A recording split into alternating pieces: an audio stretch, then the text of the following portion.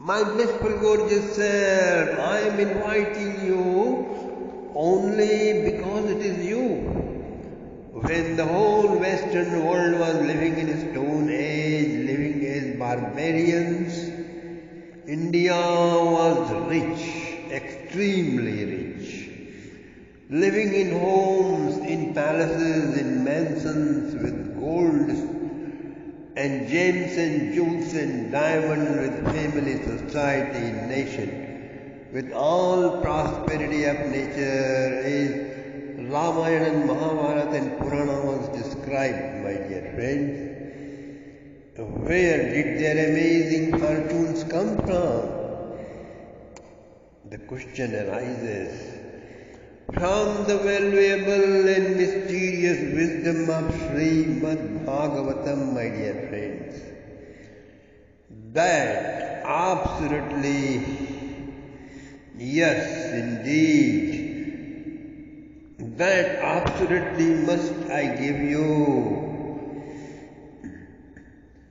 It made all huge fortunes of our ancestors, and now it could make your fortune. So, click to my Srimad Bhagavat Katha in YouTube if you want to live a tremendously rich life. Okay? Now we enter in 5th canto of Srimad Bhagavatam. Srimad Bhagavat introduces 9-pronged wisdom to realize God. This wisdom is the response to fundamental questions. The humanity. These are fundamental questions. Humanity from any civilization and culture matures and reaches to the peak, asks, as soon as his ignorance slumber is broken and search arises, such as innumerable different life forms that are crowding the universe, where from they came, where do they vanish away, how the planets and stars are stationed in the sky, how come they don't crash and scatter away, whenever trouble strikes hard, when societies fail, when superhuman powers fail, when natural forces fail, who comes there to redeem and uplift, my dear friends? What is responsible for varieties and contrasts of minds? How life pattern changes, how world moves on, how to be liberated, how to be enlightened, how to rise in tide of the sea of transcendental love. In order to find answers of these basic questions of all advanced civilizations and cultures, now we enter the 5th canto of Srimad Bhagavatam, my dear friends. It says the ultimate cause is the absolute truth. It is just concrete matter's energy particles. If you discover it through senses and technology, the ultimate reality is a cosmic void, vast nothingness. If you discover it through unrefined intelligence, It is pure consciousness, as transcendental reality.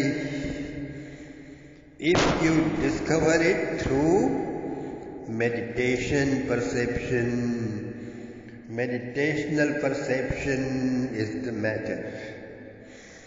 It is effulgent light if you search through yoga. It is your own true self if you discover it through Jnana Yoga. It is God, it is Bhagavan.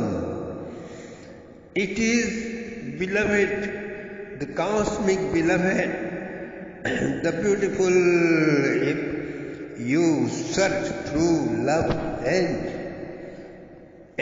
trust. When you search through science and technology, all you find is unconscious matter or energy or electricity. Only a search with love-filled eyes can discover Bhagavan and none else, my dear friends. We have two kinds of senses in our body. Senses of action, such as these hands and feet, they are blind. Secondly, senses of perceptions, such as eyes and nose and ears and tongue. Human body is actionio-perceptional. Okay? Sorry to make new word in English, which is not my language, but I have to make, to translate some Sanskrit words which has not translated before. So let me have that much liberty at my disposal, my dear friends, okay? Otherwise, how will you understand? Some approaches of evolution are action predominant, okay? Others are wisdom predominant. Some are mixed. According to the degrees of mixture, meditations vary. They have their own mathematics. Only enlightened ones know them. The thesis of this canto is named as establishment. There are three varieties of it: to be established in the place, to be established in time, to be established in oneself. To get it, meditations are required. Meditations are required, my dear friends. Some are established by yoga, others are through devotion, and others are through wisdom, or just by mercy of Bhagavan. Whatever is joked, whatever is poked into your subconscious stuff or trained you, program you to think and act in certain way, you consider that as supreme and powerful phenomena.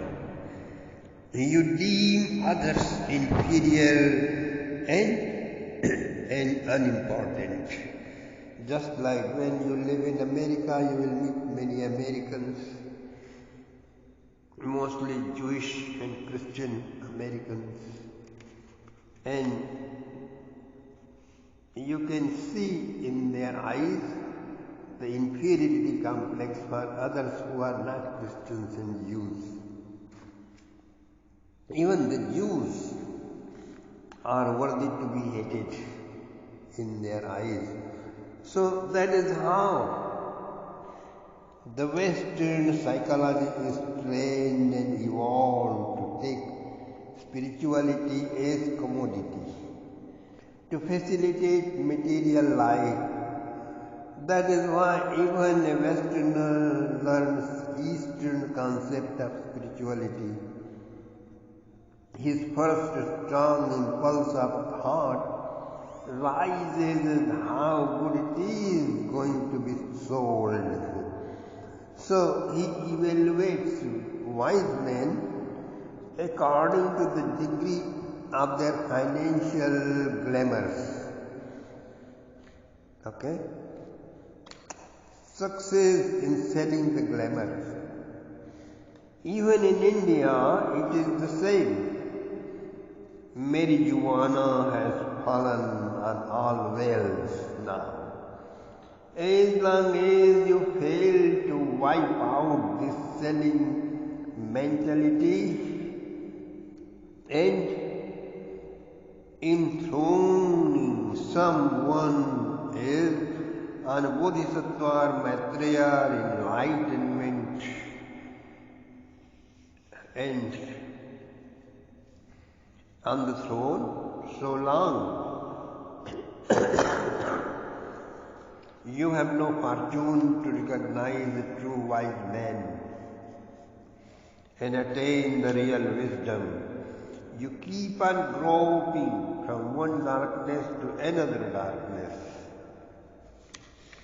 and from there to another darkness.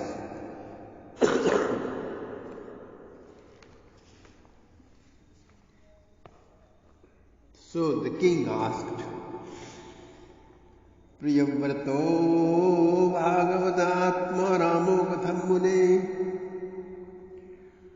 Grihe Ramat Yanmulam Karma Bandha Parabhava Mahatam Khalu Viprarshe Uttama Shloka Padayoho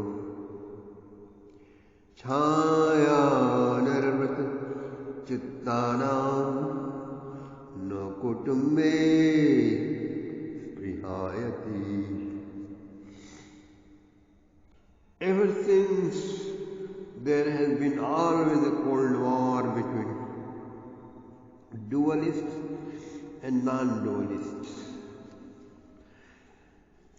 Dvaitis and Advaitis. The dualists called non-dualists impersonal are Mayavadis, and non-dualists called dualists sheer juveniles, immature, emotionals, always eating mental sweet balls. It is these mini rage, mini violences, subtle violences had been responded by gigantic violent Islam and Christianity and communism, whereas in the originals there is not a single seed of the difference. See the original text.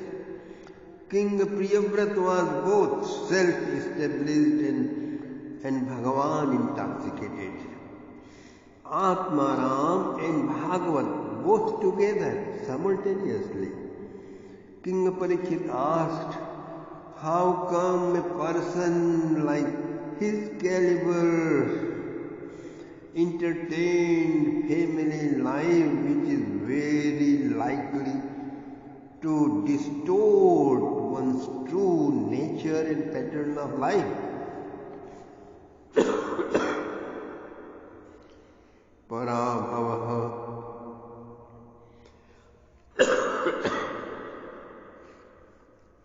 Parabhava means where kneeling down to the social norm of prevention, illusion and repression creation is common, obvious.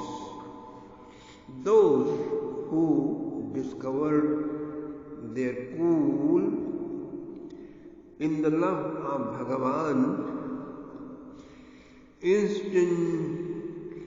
institutionalized domestic life in a narrow family is too dangerous for them. So, how did they do it? Sri Shukdev Ji Maharaj said, "You are right. You are right, Prince Priyabrat.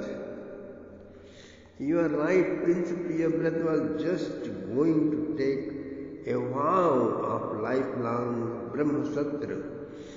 His father Swayambhu Manu requested him to be his successor and pick up his imperial duties and responsibilities, but the prince felt it as a great disadvantage in his aim of Bhagavan realization and did not welcome it. Then the glorious promoters of expansion of creation, Brahmaji,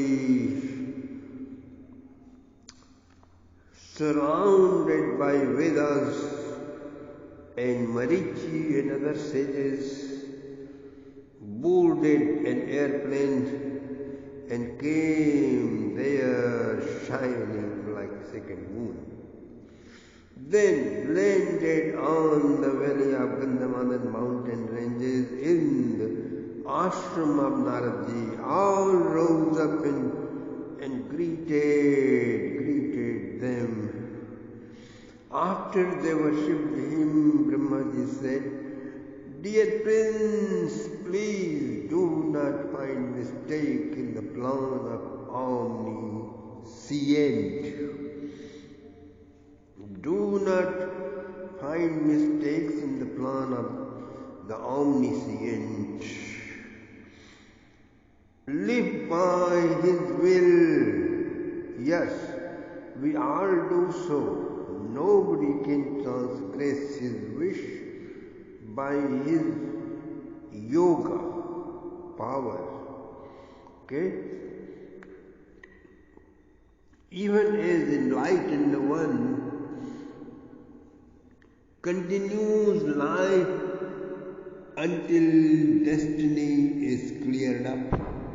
Even if one runs away to the lonely forest in hilltop, your sons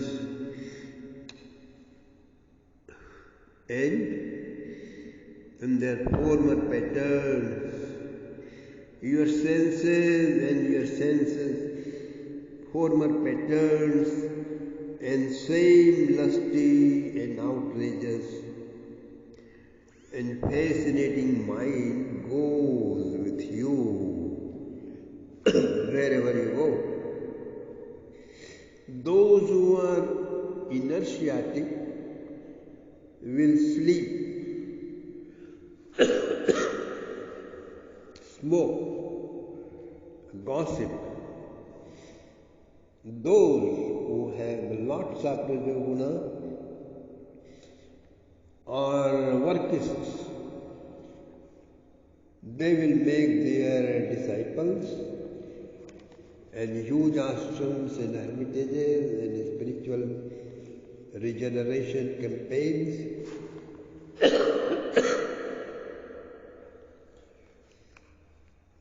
Those who are placid here will be winning souls for Bhagavan. But those who is beyond the three gunas, three modes of nature, home and forest, both